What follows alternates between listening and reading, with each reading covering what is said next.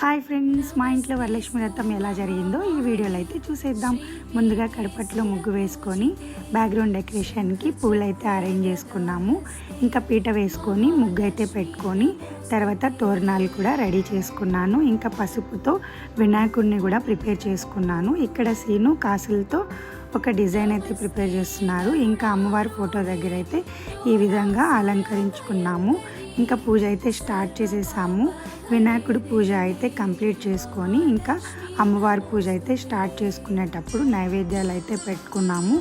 అమ్మవారి పూజ కూడా కంప్లీట్ చేసుకున్నాము. పూజ అయితే చాలా బాగా జరిగింది. మాతో పాటు ఆ అమ్మ దీవెనలు మీ అందరికీ ఉండాలని మనస్ఫూర్తిగా కోరుకుంటున్నాను. ఇంకా సీను దగ్గర తోరణం అయితే కట్టించుకొని తన దగ్గర బ్లెస్సింగ్స్ అయితే తీసుకున్నాను. ఇంకా వచ్చిన ముత్తైదులకి తాంబూలం అయితే రెడీ చేసుకొని తాంబూలం కూడా ఇచ్చేసాను.